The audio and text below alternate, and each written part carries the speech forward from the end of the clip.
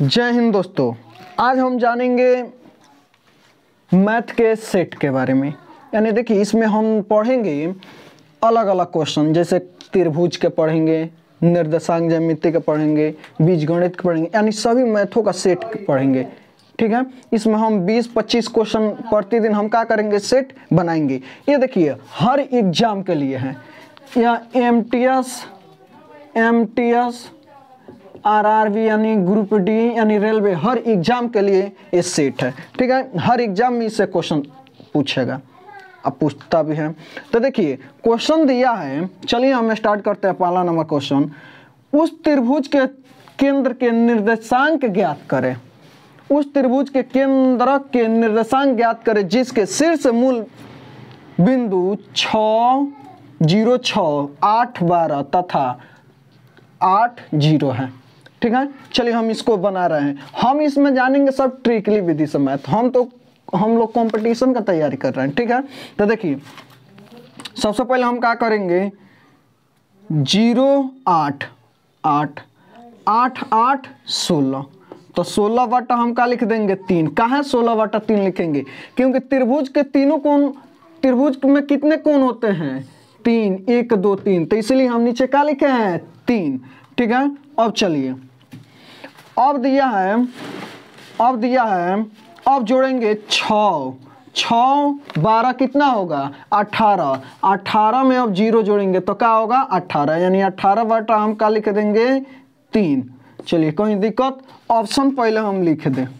Option में देखिए 16 बटा 3, 6। ऑप्शन नंबर बी 16 बटा 3, 18 बटा 5। चलिए सी में देखिए 6, 5, 5, 6। अब चलिए, तो ये 3 से 16 नहीं कटेगा तो लिख देंगे 16 बटा 3, कहीं दिक्कत नहीं।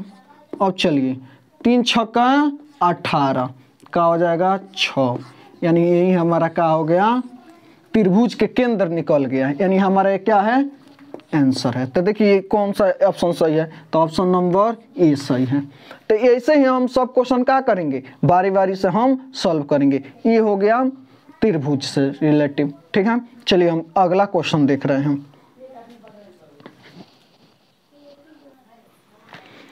चलिए दोस्तों, अब हम जानेंगे क्वेश्चन नंबर 2।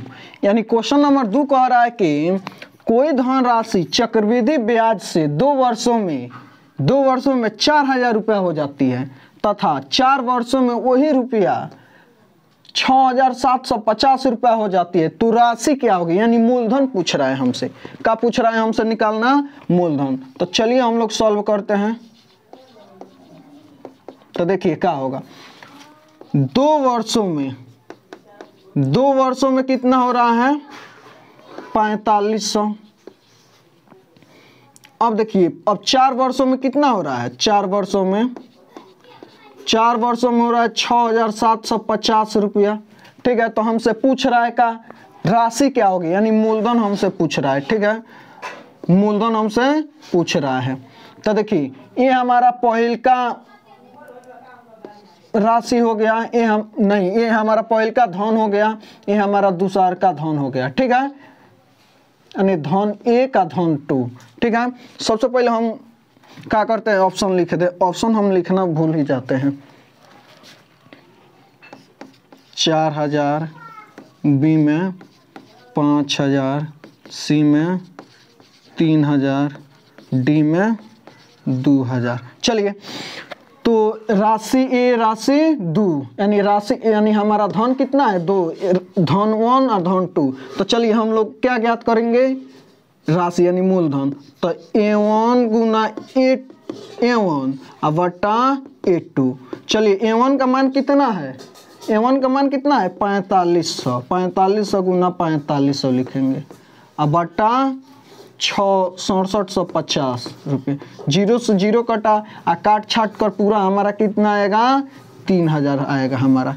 काट छाट कर पूरा हमारा कितना निकलेगा, 3000 रुपया आएगा। कितना आएगा, 3000। आप लोग काट लीजिएगा। तो चलिए इसमें ऑप्शन में कौन सा होगा, तो सी नंबर ऑप्शन होगा हमारा। ऐसे ही हम और भी जानेंगे, तब तक अपना बोर्ड हम क्या करें, क्लीन कर लें। चलिए अब हम जानेंगे 3 नंबर क्वेश्चन के बारे में। तो देखिए ये क्वेश्चन कैसे सॉल्व होता है। तो देखिए प्लस है, रूट प्लस 83 इस तरह से क्वेश्चन दिया हुआ है, ठीक है। तो देखिए इसको सॉल्व करेंगे। इसका देखिए 88 का ऐसा फैक्टर करेंगे यानी टुकड़ा करेंगे जिसका अंतर कितना आना चाहिए, 3 आना चाहिए। कितना आना चाहिए, 3। अगर यहाँ पर 2 रहता तो हम लोग कितना लाते, 2 आता, ठीक है। तो यहाँ पर कितना है, 3, यानी 88 का ऐसा फैक्टर कीजिए कि कितना है यहाँ पर 3 आए। तो चलिए 88 का ऐसा फैक्टर कीजिए कि यहाँ पर कहाँ आए, 3 आए। तो चलिए कीजिए, तो 11 8 कितना होता है, 88 होता है। 11 8 कितना होता है, 88। 11 में से 8 जाएगा, कितना बचेगा, 3, यानी दोनों का अंतर 3 हो रहा है। दोनों का अंतर क्या आ रहा है, 3। तो चलिए अब इसका आंसर क्या होगा, ठीक है। तो देखिए इन दोनों में बड़ा कौन है, इन दोनों में बड़ा कौन है, 11। तो हमारा आंसर क्या हो जाएगा, 11 हो जाएगा। हमारा आंसर क्या होगा, 11। प्लस में रहेगा तो बड़ा लेंगे, प्लस में रहेगा तो बड़ा, अब माइनस में रहेगा तो छोटका लेते हैं। प्लस में बड़ा का, माइनस में छोटा, ठीक है। तो ये हमारा 3 नंबर क्वेश्चन हो गया। अब चौथा क्वेश्चन चलिए जानेंगे, ठीक है।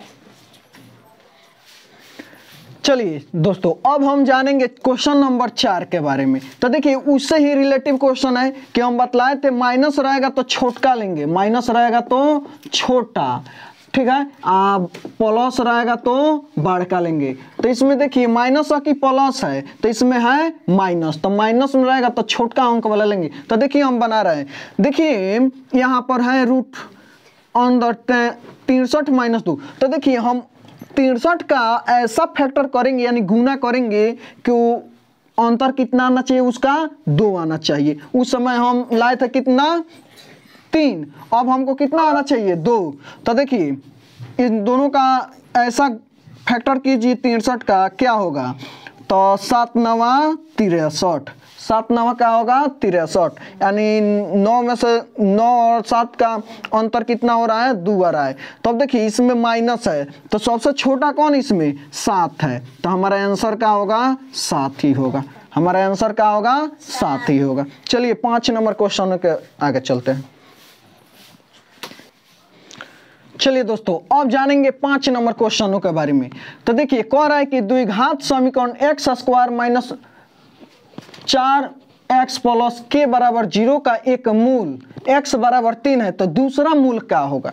तो सबसे पहले देखिए हम मूलों के बारे में, कुछ बारे में, इसके सूत्रों के बारे में पहले हम समझ ले, ठीक है। तो देखिए द्विघात, चलिए देखिए हम जानेंगे द्विघात समीकरण के बारे में, ठीक है। तो कुछ इसके पहले हम सूत्र जान ले।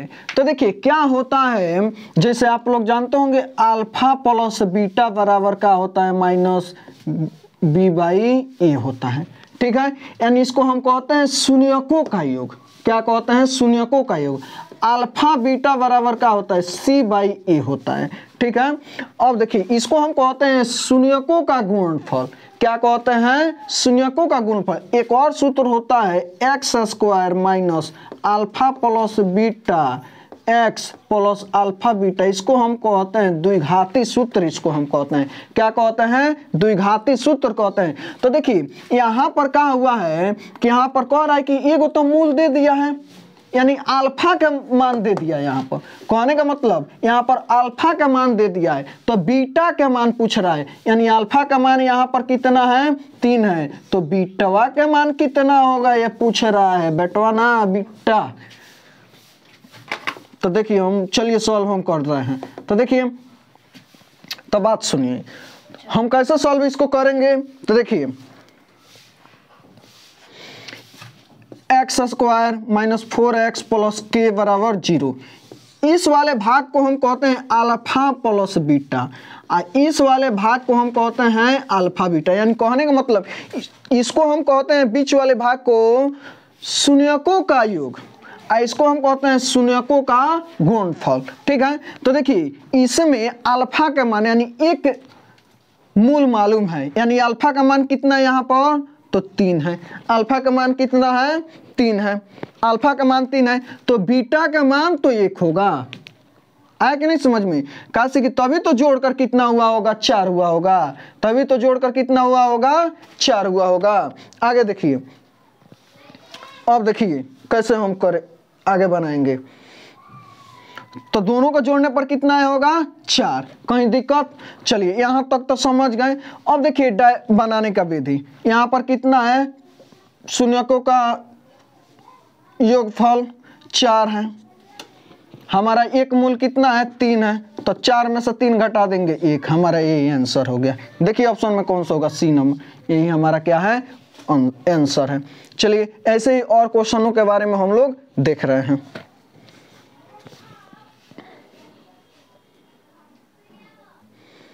चलिए दोस्तों अब अगला क्वेश्चन जानेंगे। करे वर्गमूल ज्ञात करिए रूट अंडर 72 25 का। तो देखिए 25 का क्या निकालेंगे 5, अब इन दोनों का फैक्टर हम कर देंगे, क्या होगा, चलिए इसका फैक्टर हम कर देते हैं। तो फैक्टर करेंगे तो 9 8 72 होता है, कितना होता है 9 8 72, दोनों का गुना करेंगे 9 8 72। तो इन दोनों में छोट कौन है, छोटा कौन है, तो 8 है, तो 8 5 लिख देंगे, यानी 85 इसका आंसर आ गया। किसी का दिक्कत? चलिए ऐसे ही और क्वेश्चनों के बारे में हम लोग देखते हैं। अब देखिए एग्जाम में क्वेश्चन पूछेगा कि लॉग यानी लॉग 1 बराबर कितना होता है, लॉग 1 बराबर कितना होता है, लॉग 1 बराबर कितना होता है, तो लॉग 1 बराबर कितना होता है 0 होता है, ठीक है। लॉग 10 बराबर कितना होता है 1 होता है, ठीक है। लॉग 100 बराबर कितना होता है, तो 10 होता है, ठीक है। तो लॉग 1000 बराबर कितना होता है, तो 100 होता है, ठीक है। किसी को दिक्कत? ऐसे ही एग्जाम में क्वेश्चन पूछता है। तो आप लोग देखिए इसमें 1 0 बढ़ा, इसमें 2 0 बढ़ा तो इसमें 1 0 कम कर देंगे, इसमें 3 0 होगा तो इसमें 1 0 घटा कर यहाँ पर लिखेंगे। ऐसे ही इसको हम लोग सॉल्व कर लेंगे। चलिए आगे देखिए।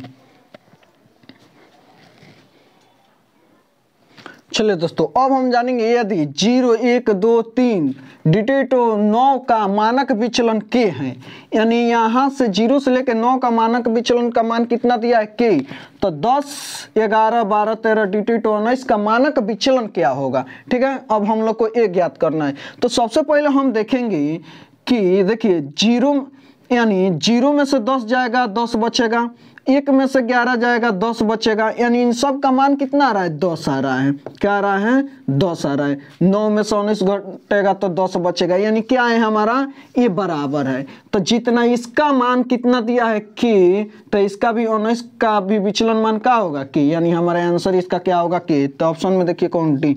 देखिए अगर सेम जब रहेगा तो हमारा क्या होगा मान सी आएगा, ठीक है। अगर मानते हैं प्रसरण ज्ञात करें, क्या प्रसरण, देखिए उठ में पर मानक भी अगर कितना पहुंच दे तो हम करते हैं कि 25 SD बराबर क्या हो जाता है 5 हो जाता है हमारा प्रसरण। इस तरह से वो ज्ञात किया जाता है।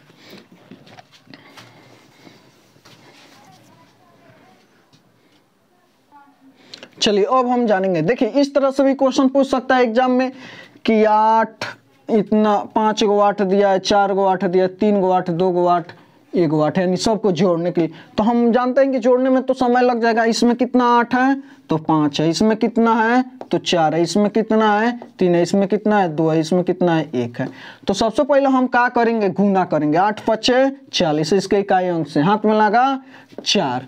चलिए 8 चौका 32, 32 4 36 का 6 हाथ में लगा 3। चलिए 8 3 का 24, 3 27 का 7 हाथ में लगा 2, 8 2 9 16, 16 2 18 के 8 हाथ में लगा 1, 8 है कम 8 1 हौसलिया 9, यानी 98 760 आंसर आया हमारा। तो इसमें ऑप्शन देखिए डी नंबर 98 698 नहीं सी नंबर 98 760 आंसर हमारा डी नंबर। ऐसे ही और क्वेश्चन देखिए हम जान रहे हैं आगे। चलिए क्वेश्चन अब देखिए जानेंगे 18 76 9 के वर्गमूल में कितने अंक निहित है। तो देखिए वर्गमूल निहित है तो सबसे पहले हम क्या करेंगे 18,769 लिखा है तो इसको देखिए लिख लिए यहाँ पर। कह रहा है वर्गमूल में कितने अंक निहित है, तो पीछे से हम 2 2 का पेयर लगाएंगे 1 2 3, यानी कितना हमारा अंक निहित है तो 3, तो इसका आंसर क्या हो जाएगा 3। अगर मानते हैं और अंक रहता तो हम क्या करते तो 1 2 3 4, यानी 4 हम गिनते। ऐसे ही हम क्वेश्चन क्या करेंगे, चलिए ऑप्शन में देखिए कौन सा सही है हमारा, तो 3 नंबर लगा दिए हम इसका 1 2। देखिए क्वेश्चन पूछा हुआ है आरआरबी एनडीसी 15/10/2022 यानी फर्स्ट क्वेश्चन पूछा हुआ है। तो देखिए बहुत हल्का क्वेश्चन है, ठीक है। तो इसको हम लोग चुटकियों में यानी देख कर आप लोग बतला दीजिए, कॉलम का भी इसे भी और भी सॉल्व हम करेंगे। चलिए दोस्तों अब हम जानेंगे 10 नंबर क्वेश्चन। एक बक्से में 100 पेन है जिसमें से 8 खराब है। एक पेन को 100 बक्से से निकाला जाता है, उसके खराब न होने की प्रायिकता क्या होगी।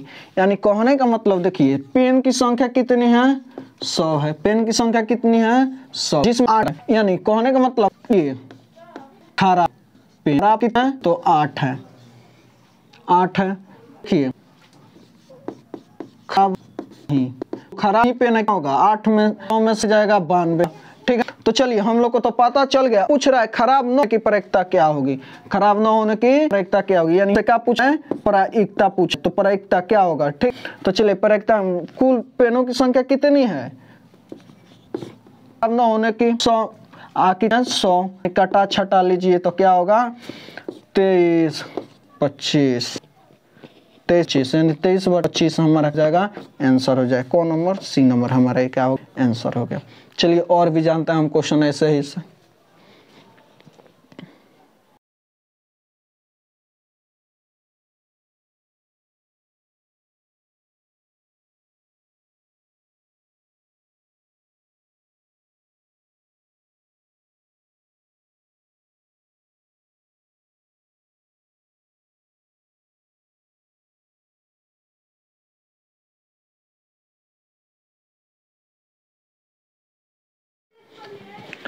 चलिए 11 नंबर क्वेश्चन देखिए क्या कह रहा है, संख्या 4000 के कितने गुणक है। चलिए इसको हम सॉल्व कर रहे हैं। तो देखिए 4000 का हम क्या करेंगे, सबसे पहले इसका एलसीएम ज्ञात करेंगे। क्या ज्ञात करेंगे, एलसीएम। तो देखिए हम क्या कर सकते हैं, 2 का स्क्वायर कर देंगे, 2 का स्क्वायर 2 होगा, यानी 2 के पावर 2, कोई दिक्कत। अब चलिए पीछे कितना अंक है, 3 गो 0 है, तो 10 के पावर 3 हम कर दें, हो गया। अब चलिए 2 के पावर 2, अब चलिए इसको हम करते हैं 2 × 10 यानी 2 के पावर 3 और 5 के पावर 3, ठीक है। अब देखिए जब आधार समान रहता है तो ऊपर का जब बेस समान यानी आधार का चाहे बेस आधार समान यानी बेस समान जब रहता है नीचे का, तो ऊपर का पावर क्या होता है, जुट जाता है। तो ये दोनों समान है तो ऊपर का हम क्या करेंगे, जोड़ देंगे 2 3 5 यानी 2 का पावर क्या होगा 5 गुना 5 के पावर 3। पूछ रहा है का गुणक कितना होगा। जब गुणक पूछेगा तो हम क्या करेंगे, पावर में 1 1 जोड़ देंगे, तो +1 और +1। चलिए 5 1 6 गुना 4 1 3 3 1 4 गुना 6 चौका 24, यानी हम ऊपर का 1 1 बढ़ाकर हम क्या करेंगे, आपस में गुना कर देंगे, तो हमारा क्या होगा आंसर, यानी ये हो गया हमारा 24। तो देखिए 24 इसमें कौन सा आ रहा है, तो बी नंबर 24 आ रहा है। ये हमारा क्या हुआ, आंसर हुआ। चलिए दोस्तों अब हम जानेंगे संख्या 36 75 149 में 5 के स्थानीय मान और अंकित मान के बीच का अंतर क्या होगा। देखिए स्थानीय मान का मतलब होता है, देखिए सॉल्व हम कर रहे हैं, स्थानीय मान 36 75 149। तो देखिए तो स्थानीय मान में क्या होता है, कौन सी स्थान पर है, ठीक है। अंकित मान का मतलब होता है फेस वैल्यू, जातीय मान, वो जिस जात का होगा वही जात वहां पर उतरेगा। तो देखिए स्थानीय मान 5, उसके पीछे कितना अंक है 3, तो 3 गो 0।